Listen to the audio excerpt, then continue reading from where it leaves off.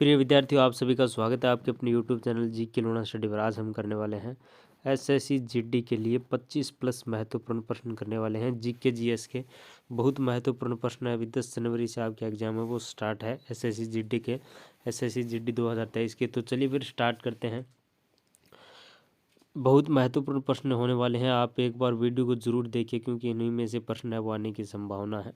एक नंबर प्रश्न आज का हमारा कि निम्नलिखित में से कौन सा कर भारतीय राज्यों का राजस्व का स्रोत नहीं है। कौन सा वह कर है जो कि भारतीय राज्यों का राजस्व कर नहीं है। भू राजस्व, मोटर वाहन कर, मनोरंजन कर, निगम कर, कंपनी कर। तो भू राजस्व कर राज्यों का कर है, मोटर वाहन राज्य सरकार लेती है, मनोरंजन कर भी राज्य सरकार लेती है। तो निगम कर यानी कंपनी जो कर है वह भारतीय राज्यों का राजस्व का स्रोत नहीं है। तो जो हमारा डी नंबर ऑप्शन है वो एकदम सही हो जाएगा। निगम कर कंपनी कर है वो। और अगला प्रश्न हमारा 2 नंबर प्रश्न, इसका उत्तर डी हो जाएगा। 2 नंबर प्रश्न हमारा मांग अनुदान कब बन जाती है। मांग है वो अनुदान कब बन जाती है। जब मांग का प्रस्ताव रखा जाता है तब, मांग पर चर्चाएं समाप्त हो जाने के बाद, मांग स्वीकार हो जाने के बाद, या बजट अधिवेशन समाप्त हो जाने के बाद। मांग है वो अनुदान कब बन जाती है। तो मांग है वो स्वीकार हो जाने के बाद। मांग स्वीकार हो जाने के बाद में है वो अनुदान बन जाती है। मांग अनुदान कब बन जाती है। मांग स्वीकार हो जाने के बाद। तो जो हमारा सी नंबर ऑप्शन है वो एकदम राइट हो जाएगा। अगला प्रश्न है 3 नंबर प्रश्न कि न्यायपालिका को संविधान का संरक्षण कौन बनाता है। न्यायपालिका को संविधान का संरक्षण कौन बनाता है। तो न्यायपालिका को संविधान का संरक्षण है वो न्यायिक समीक्षा बनाती है। तो जो हमारा डी नंबर ऑप्शन है एकदम राइट हो जाएगा। न्यायपालिका को संविधान का संरक्षण कौन बनाता है। न्यायिक समीक्षा। और अगला प्रश्न है हमारा 4 नंबर प्रश्न, टुंडा प्रकार की जलवायु का दूसरा नाम है वो क्या है। टुंडा प्रकार की जलवायु का दूसरा नाम है वो ध्रुवीय जलवायु है। तो जो हमारा डी नंबर ऑप्शन है एकदम राइट हो जाएगा कि टुंडा प्रकार की जलवायु का दूसरा नाम क्या है। ध्रुवीय जलवायु। अगला प्रश्न है हमारा 5 नंबर प्रश्न, किसने कहा था संसदीय प्रणाली सरकार का दैनिक मूल्यांकन भी उपलब्ध कराती है और आवधिक भी।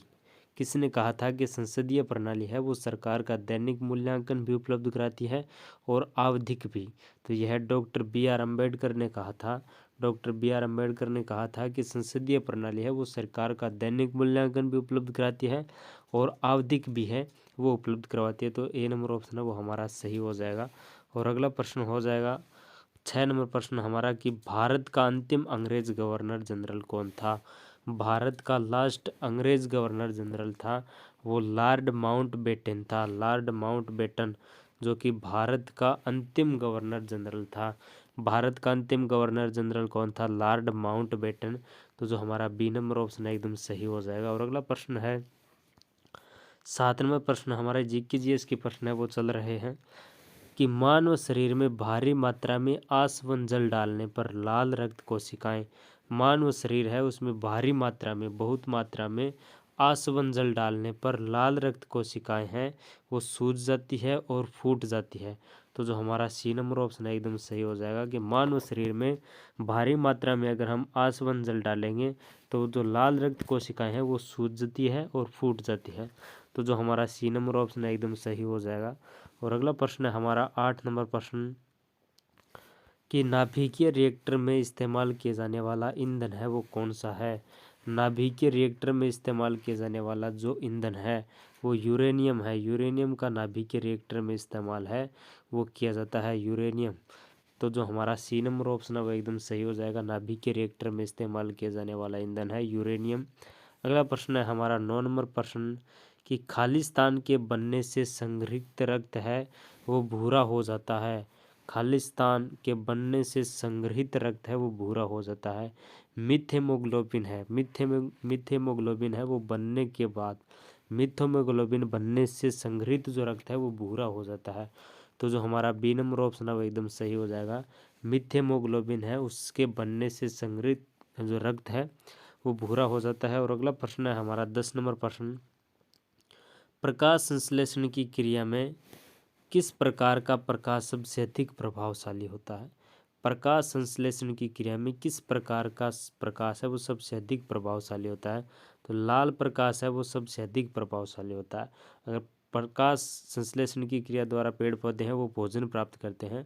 अगर यदि लाल प्रकाश सर्वाधिक पौधों को प्राप्त होगा तो उनमें भोजन है वो ज़्यादा ग्रहण करने की क्षमता है वो होगी, ज़्यादा भोजन ग्रहण करेंगे। यानी कि प्रकाश संश्लेषण की क्रिया में किस प्रकार का जो प्रकाश अधिक प्रभावशाली है, वो लाल रंग का प्रकाश सबसे अधिक प्रभावशाली है।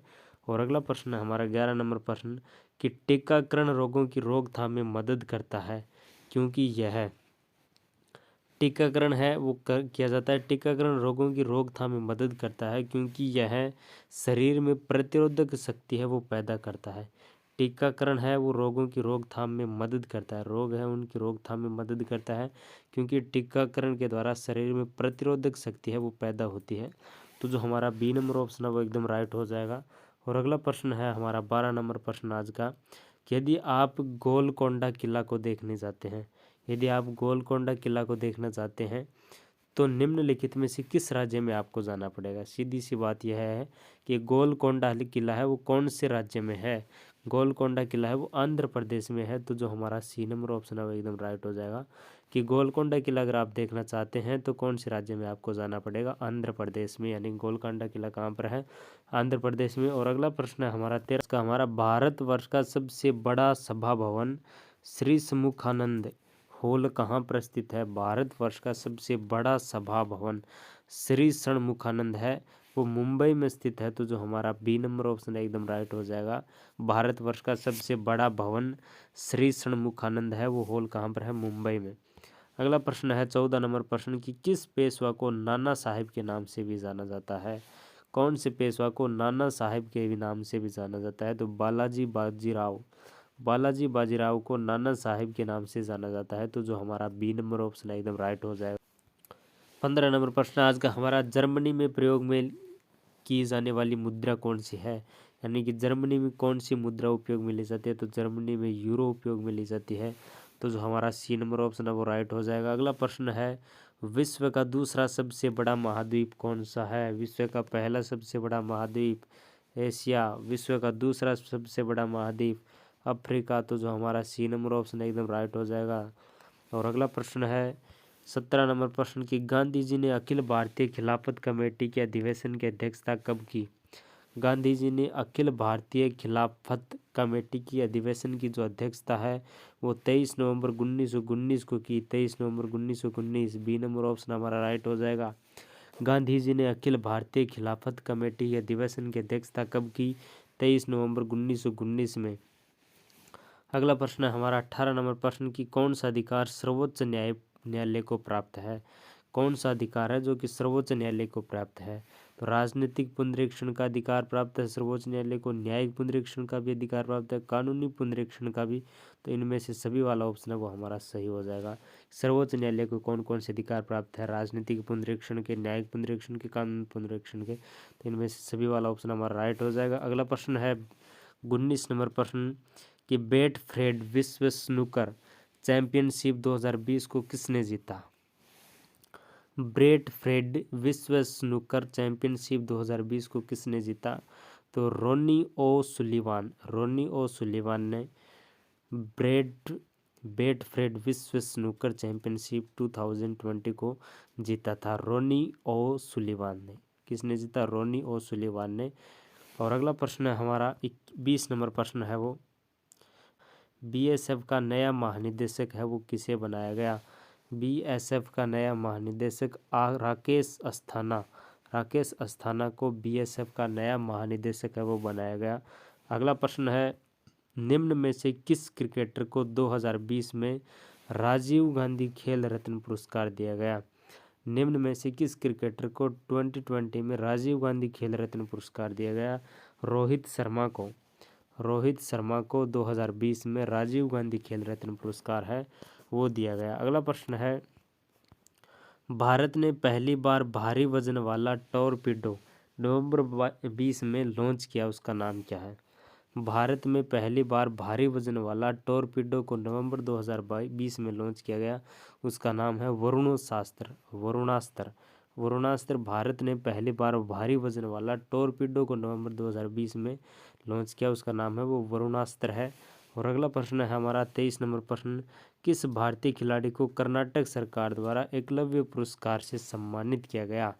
कौन से भारतीय खिलाड़ी को कर्नाटक सरकार द्वारा एकलव्य पुरस्कार से सम्मानित किया गया?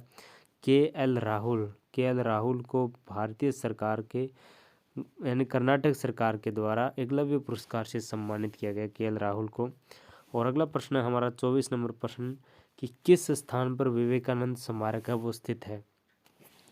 कन्याकुमारी में विवेकानंद स्मारक है वो स्थित है।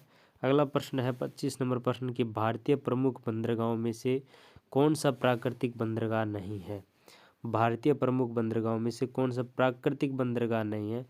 पारादीप को छोड़कर ये सभी प्राकृतिक बंदरगाह है, मुंबई, कोचिन, मार्म, गोवा। तो जो डी नंबर ऑप्शन है वो हमारा एकदम सही हो जाएगा कि कौन सा बंदरगाह है वो प्राकृतिक बंदरगाह नहीं है, तो पारादीप।